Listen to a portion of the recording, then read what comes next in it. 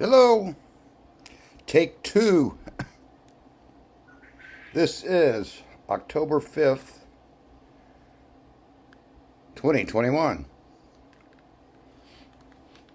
I thought I'd just do a fun video tonight.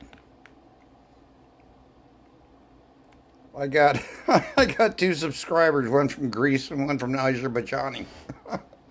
And what do we have in common? Gardening. Birds.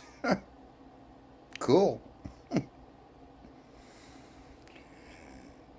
I just thought I'd do another little short story. Doesn't seem like many people like my news stories. War with China, cyber, economic, biological. That's what we don't worry about it much. Most of us know that we live forever. And we know where we're going, even though we call him or she by other names. So I'm going to tell you a little story about a man named Jed.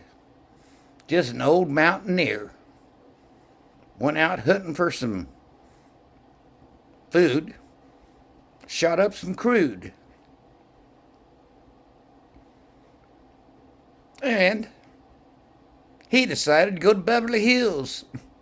That is a true story, and that is a story of Bobby Joe Jones, the prophet, and how he got started. And if you get on Wikipedia, that story is actually from Gravely, Arkansas. And it is a true story. My hands are cold. It's getting cold. Outside I think it's 50 degrees. That's cold. No. And, he was in the Marines. And he was in San Diego before my mom, I hope. Granny from the Beverly Hillbillies. She volunteered at the SOS. And he actually, Bonnie, you'll hate this. He actually danced with her and had a date with her. So, the little thing that most people don't know about me is I was a pass-around baby. That was a time of polio babies, and babies were dying left and right. And no, we're not going to talk about our DNA. We're not going to talk about viruses encapsulated inside of a virus. They're all turning us into not aliens.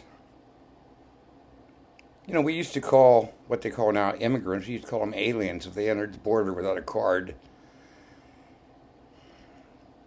But anyway, to make a fun story funner, some weekends I would spend in a Jewish neighborhood. Oh, I hope I don't get banned like Alex did. We got took down on D Live because Alex is upset about, can I say Sandy Hook? And he was so upset that my good friend Tex, whose mom is in a COVID ward, and he's just getting over it. Some Karen means a complainer, I think. I don't know. I don't quite understand these stories anymore. I made a complaint.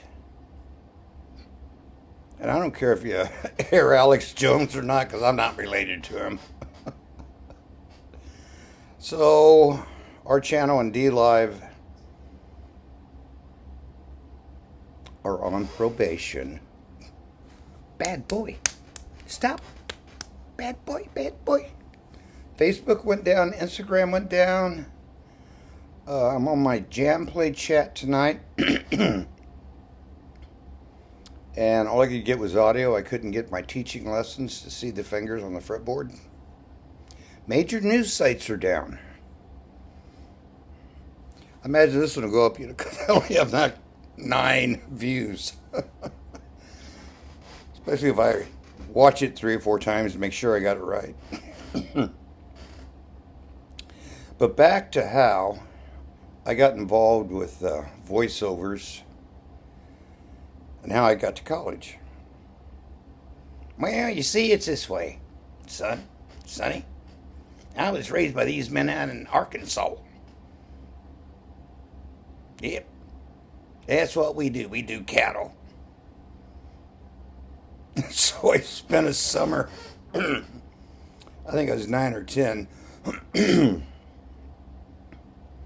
and my golden jewels hadn't dropped yet. They did that summer. Bucking hay, dehorning cattle, and, cutting the fries off and throwing them to the dogs. And I said, "What are you doing? That looks like meat." I guess I was hungry. Because they were all old people. My great aunts and great uncles, and they were used to just eating veggies because the doctor told them to. So we had fries that night. Tasted fine to me. Crispy fries in bacon grease. Fried potatoes. Remember on the Hee Haw, Grandpa Jones? What's for dinner? Yeah. The true story about Ozark music from 1920, maybe it was 24, but in the 1920s is radio. One of those airless, you just turn it on, and how does that work? Well, you got to have electricity first and a light bulb. And there was a group of actors in New York City. I think it was a Philharmonic Orchestra. And they kind of wanted a new angle. Because, everybody's doing the hip hop and the swing and all the baggy pants and for the Depression and all that. And they thought, what a great idea. Why don't we dress up like a bunch of hillbillies? And so New York moved to LA, and they did all that. And now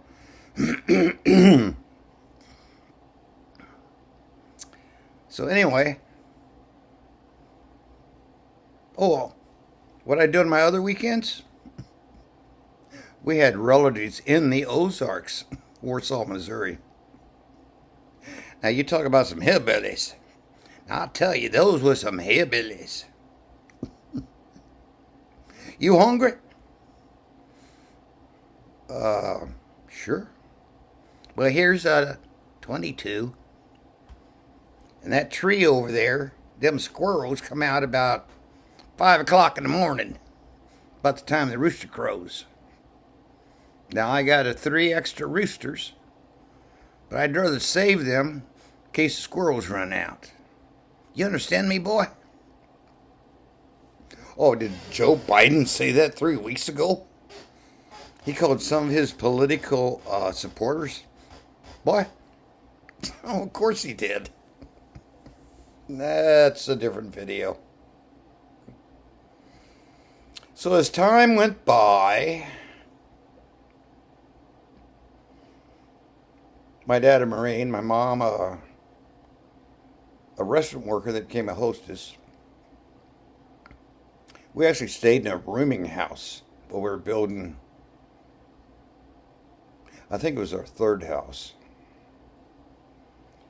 And my dad and Uncle Roy were down in Florida, and they were thinking about buying a couple of pieces of ground and putting up a strip mall. 1960 strip malls, convertibles. Let's twist and shout. Yep. We had a room. And there was like 8 rooms on that floor with 1 bathroom. And it did not have a lock on the door. Gentlemen, don't walk in on other people's wives unless they want to end up in the hospital. So we didn't stay there very long.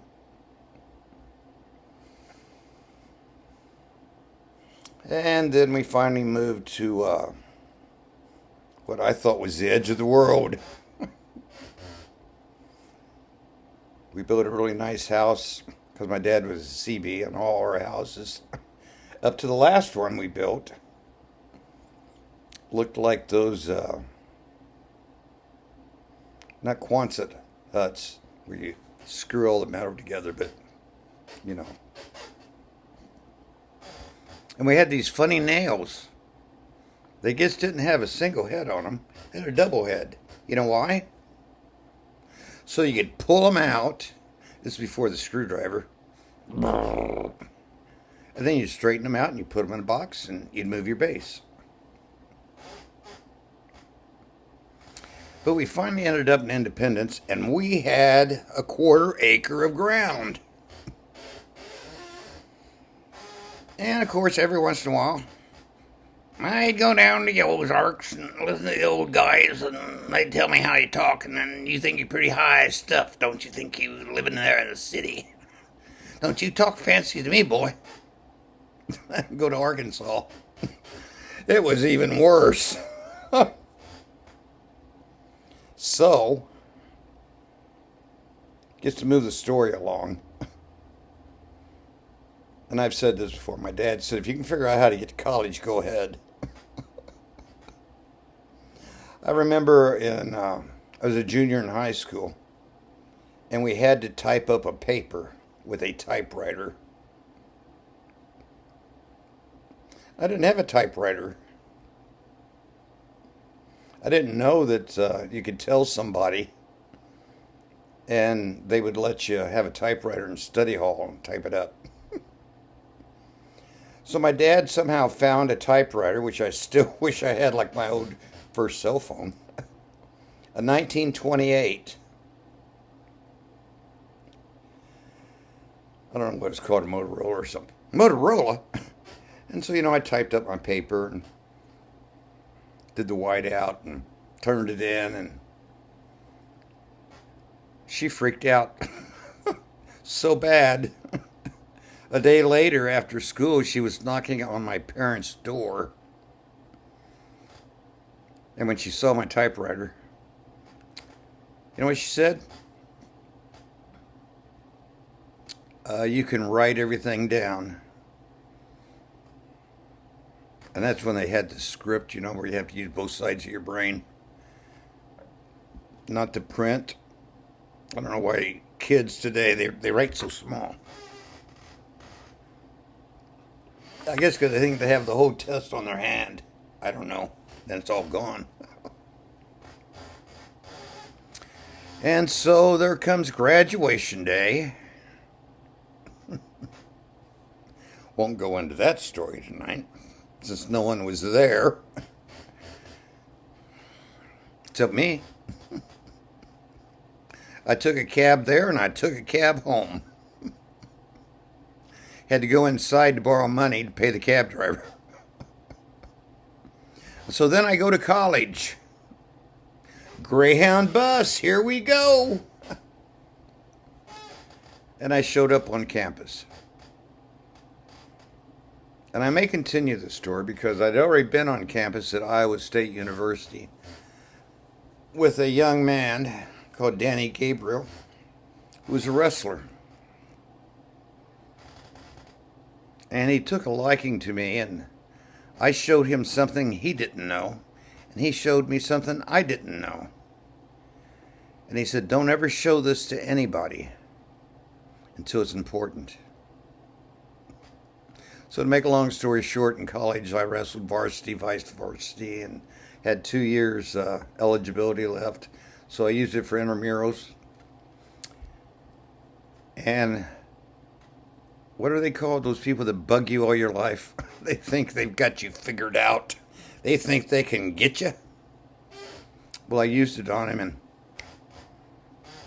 I played with him for a while.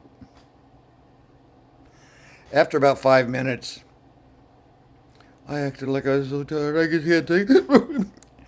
And so he did the move and I did the counter move, and the referee couldn't believe it. I mean, usually 3 seconds or... And they just let the guy lay there. So I just tightened it up. I just tightened it a little tighter until he cried like a baby. I think he pooped his pants. But if I want to talk like a hillbilly, I can. If I want to talk like I love you all, you're so wonderful. I just love you. All right, excuse me, officer. I can do it all. I can even speak in foreign languages. ¿Cómo está? ¿Y tú? Buenos días. I forget how they talk in French. Parlez-vous, shithouse, motherfucker? Did I say that? If I get knocked off, I have seen so much worse from so many other videos. And why do they get away with it? I don't know. Well, this rant's gone on long enough. And by the way, if the internet goes down, been nice knowing y'all. Be sure to follow, comment, and all that stuff you're supposed to do. At least stop in and say hi. All right. And no, this does not mean anything personal. I just got to do something with my hands. And I really don't want to pull out your eyeballs or rip your ears off. Or night.